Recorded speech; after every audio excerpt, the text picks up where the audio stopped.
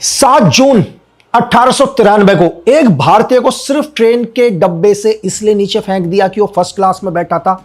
लेकिन उस रात महात्मा गांधी जी को एक बात समझ में आ गई थी, चाहे मैं इनके जैसे कोट पैंट पहनूं, इंग्लिश में बात करूं, वही डिग्री लूं जो इनके पास है, फिर भी ये लोग हमें वो दर्जा नहीं देंगे जिसका हमें अधिकार है। ये कभी भी हमें अपने बराबर में लाकर नहीं बैठाएंगे। ये बात गांधी जी को उस रात समझ में आ गई। ये मैं आज आपको क्यों बता रहा हूं, क्योंकि आज भी बहुत सारे ऐसे लोग हैं हम में से ही जिनको ये लगता है कि यार अगर मैं कोट पैंट पहन लूंगा, मैं इंग्लिश में बात करूंगा, मैं दुनिया के बड़े बड़े कॉलेजेस, कैम्ब्रिज, ऑक्सफोर्ड से डिग्रियां लेके आ जाऊंगा तो ये लोग हमें अपनाएंगे, हमें बराबर में बैठाएंगे। तो ये सोच हमारी बिल्कुल गलत है, क्योंकि वो दिन चला गया लेकिन आज भी नाजी सोच दुनिया में है। वही नाजी सोच जो आज पूरे नाटो को कंट्रोल कर रही है, यूरोपियन यूनियन को कंट्रोल कर रही है, MI6 की टॉप पावर में बैठी है। आप सभी ने सुना होगा कि सेकेंड वर्ल्ड वॉर में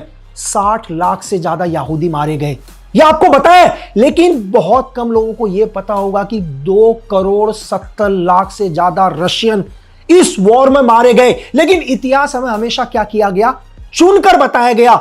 हमें हिस्ट्री वो नहीं बताई गई जो वास्तव में थी।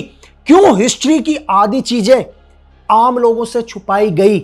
आपसे मैं सिर्फ एक बात, सेकेंड वर्ल्ड वॉर यानी कि 30 अप्रैल 1945 हिटलर के मरने के बाद क्या सच में सारे नाजी खत्म हो गए? अगर सेकेंड वर्ल्ड वॉर के बाद नाजी खत्म नहीं हुए तो वो नाजी आज कहां हैं? सिर्फ वर्दी चेंज हो गई, लेकिन आज भी दुनिया में नाजी सोच चल रही है। हम बात करेंगे उन नाजी की सेकेंड जनरेशन के ऊपर। महात्मा गांधी जी को 7 जून 1893 को दक्षिण अफ्रीका के रेलवे स्टेशन पर ट्रेन से नीचे उतार दिया। वो पता क्यों उतारा? क्योंकि उन लोगों को लगता था कि अगर फर्स्ट क्लास में कोई बैठेगा, एसी डब्बे के अंदर बैठेगा, तो सिर्फ गोरे लोग बैठेंगे, वो लोग बैठेंगे जो उसके सही हकदार हैं।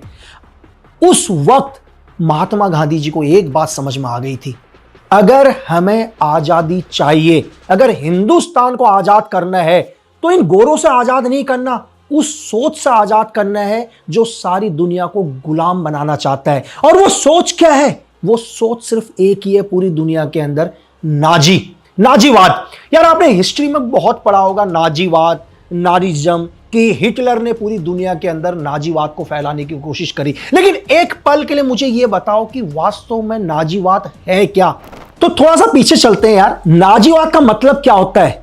यह मानना है कि हम श्रेष्ठ हैं, बाकी लोग क्या है, सब के सब घटिया। मतलब बाकी लोगों को तो जीने का अधिकार ही नहीं है। यह किसने किया? एडोल्फ हिटलर की यह सोच थी कि सिर्फ गोरी नस्ल के लोग ही क्या है, इंसान है। बाकी सब, चाहे वो रशियन हो, चाहे वो भारतीय हो, चाहे चीनी हो, चाहे यहूदी हो, ये सब कमजोर हैं। इन्हें दुनिया में जीने का कोई अधिकार नहीं है। इन सबको मरवा दो। पूरी दुनिया में सिर्फ वही लोग जीवित रहेंगे जो नाजी सोच का क्या करते हैं, समर्थन करते हैं। ये थी नाजीवाद। और यहीं से जो हिटलर शब्द है वो आज तक दुनिया में, इतिहास में बुराई का प्रतीक बन गया। तो नाजीवाद का मतलब क्या है? नफरत, घमंड और जुल्म को मिलाकर अगर एक बना तो वह है नाजीवाद। पूरी दुनिया बोलती है कि हिटलर ने पूरे ऑल ओवर वर्ल्ड में लगभग 42,000 से ज्यादा जेल और कैंप बनाए। हम सिर्फ हिस्ट्री में क्या याद करते हैं? हमें हिस्ट्री हमेशा यह पढ़ाई जाती है कि हिटलर ने लाखों यहूदियों को मारा। मैं मना नहीं कर रहा, 60 लाख से ज्यादा यहूदियों को हिटलर ने मारा। लेकिन दुनिया से एक चीज छुपाई जाती है कि 27 मिलियन से ज्यादा, लगभग 2,70,00,000 से ज्यादा रशियंस को भी हिटलर ने मारा। लेकिन हम सिर्फ फोकस यहूदियों के ऊपर करते हैं। क्यों? क्योंकि उस टाइम इजराइल नहीं था और नाटो बनने वाला था। और नाटो ने क्या बोला कि आने वाले टाइम के लिए अगर मैं जगह लूंगा तो इजराइल की जगह लूंगा, जहां से हम क्या करेंगे, एक मिलिट्री बेस बनाएंगे।